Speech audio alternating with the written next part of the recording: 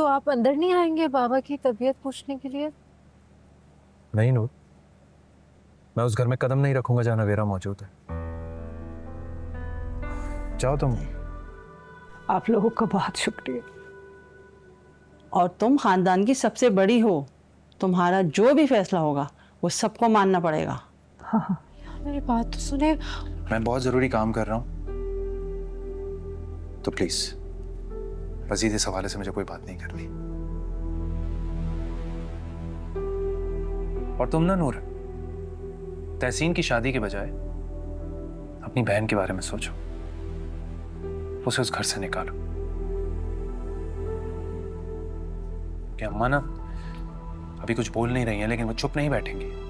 वो इस वक्त सिर्फ इस वजह से खामोश हैं क्योंकि तहसीन की शादी सर पर है, वरना वो बर्दाश्त नहीं करेंगे और ना ही मैं बर्दाश्त करूंगा। चाचा से साफ कह दो कि उसका ठिकाना कहीं और तलाश करें, वरना मैं तुम्हारे उस घर में कदम नहीं रखूं। यानी आप क्या कह रहे हैं?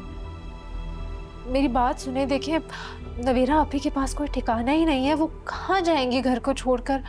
आप प्लीज समझे इस बात को। मुझे तुम्हारी कोई बात नहीं सुननी, बस जो मैंने कह दिया है ना वो करो। और ये भी बता दूंगा कि इस बात को लेकर मैं अम्मा के साथ खड़ा हूं।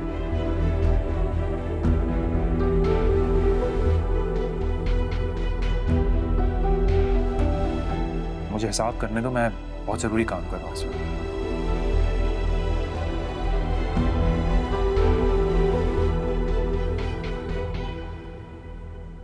जब जब असलम भाई के बारे में सोचती हूँ कलेजा मुंह को आ जाता है। कितनी ख्वाहिश थी उनकी बेटी की शादी हो जाए। बस सब अल्लाह की मर्जी है। मैं भी बीमार रहती हूँ, तबीयत सही नहीं रहती, और असलम की भी ख्वाहिश थी, इसलिए हमने तहसीन की शादी की डेट पक्की कर दी। बस ऐसी सादगी से रुखसत कर रहे हैं, कोई धूमधाम नहीं कर रहे। मैं अपने होते हुए अपनी बच्ची की शादी करना चाहती हूँ, उसका घर आबाद देखना चाहती हूँ। बस यही मेरी ख्वाहिश है। इशरत, हम समझ सकते हैं तुम्हारे दिल पे क्या बीत रही है। बहुत अच्छा फैसला है इशरत तुम्हारा। बेटियां जितनी जल्दी अपने घर की हो जाएं इतना ही अच्छा है।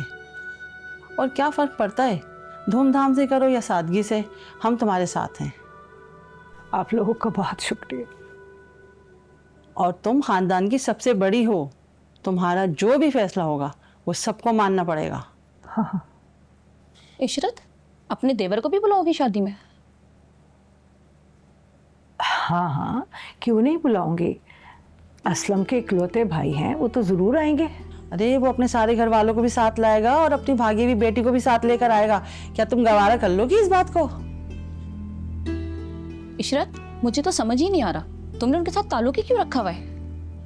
एजाज ने अपनी बेटी को घर रख लिया है, सारा खानदान थू थू कर रहा है। लेकिन मैंने उन्हें मना कर दिया है कि वो उसको साथ ना रखें, निकालें घर से।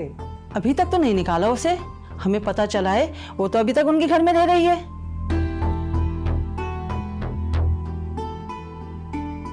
तुम्हारी बात की इज्जत नहीं रखी उन्होंने। सब कह रहे हैं कि अगर असलम भाई होते तो एजाज की जरूरत नहीं होती बेटी को घर में रखने की। कल को हम सबकी बेटियां भी सर उठाएंगी। अगर इसको कबूल कर लिया तो हमें भी कर लेंगे, और फिर तो ये रीति चल पड़ेगी। इशरत, बात तो करनी पड़ेगी तुम्हें, अपने लिए भी और अपने खानदान के लिए भी। बिल्कुल ठीक कह रही है ये। एजाज और आशा से कहो इन्हें घर से निकालें। नहीं निकालते तो तुम्हारे घर भी उनकी बेटी है, उसे भी घर बिठाएं। कह तो ठीक रही हो तुम, रहने तो मैं भी नहीं दूंगी नवेरा को। अब तो अलियान भी मेरे साथ है, मैं जो कहूंगी वही होगा। उन्हें मेरी बात माननी पड़ेगी। आखिर बड़ी हूं मैं इस घर की, क्यों नहीं मानेंगे मेरी बात? माननी पड़ेगी।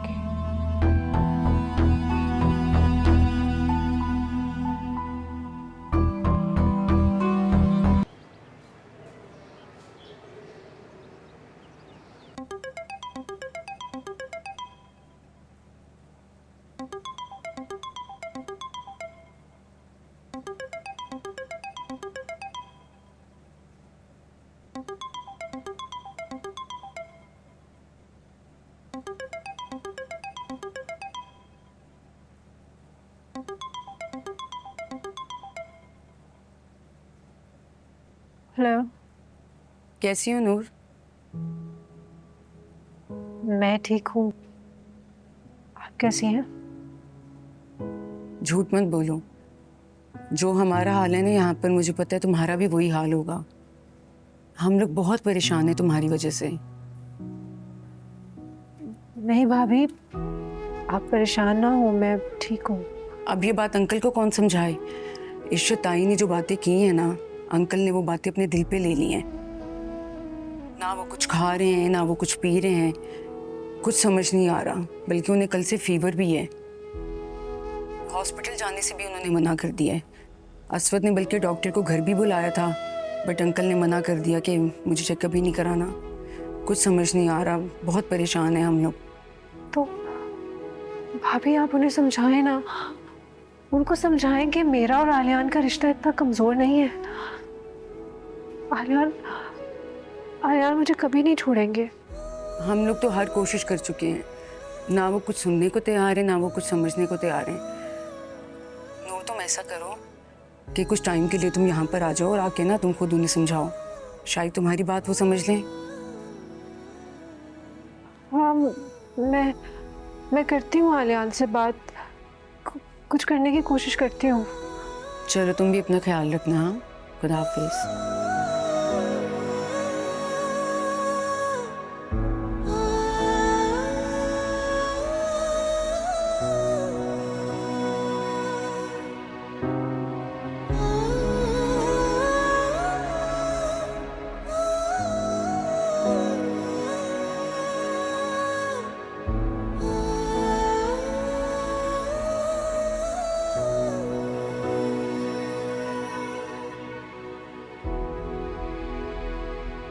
जी जी महमूद साहब, आप पूरी लिस्ट चेक कर लें।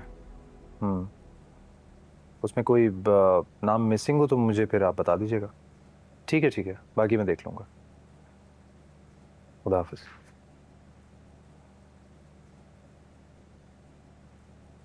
आलियान, वो अनिला भाभी की कॉल आई थी, बता रही थी कि बाबा की तबीयत बिल्कुल ठीक नहीं है। डॉक्टर के पास भी नहीं जा रहे और मेडिसिन भी नहीं ले रहे। तो मैं सोच रही थी कि मैं घर चली जाऊं।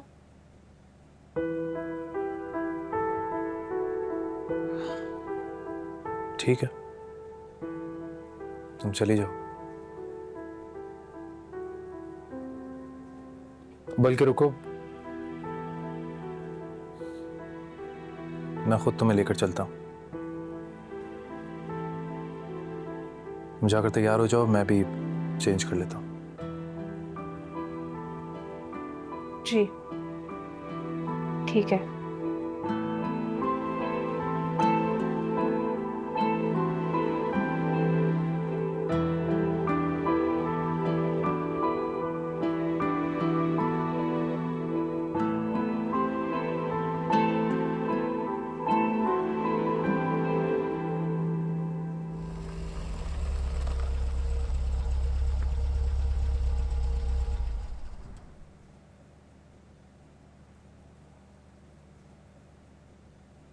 जाओ तुम, चचा से मिलके आ जाओ। मैं गाड़ी में तुम्हारा इंतजार कर रहा हूँ। तो आप अंदर नहीं आएंगे बाबा की तबीयत पूछने के लिए? नहीं नूर, मैं उस घर में कदम नहीं रखूंगा जहाँ नवेरा मौजूद है।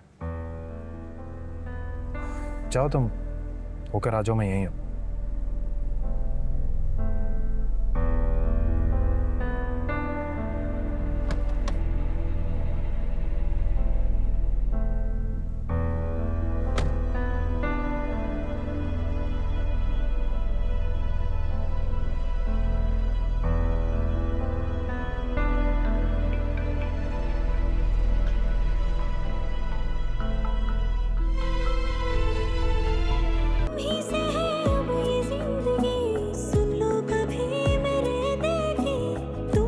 कुछ है कहीं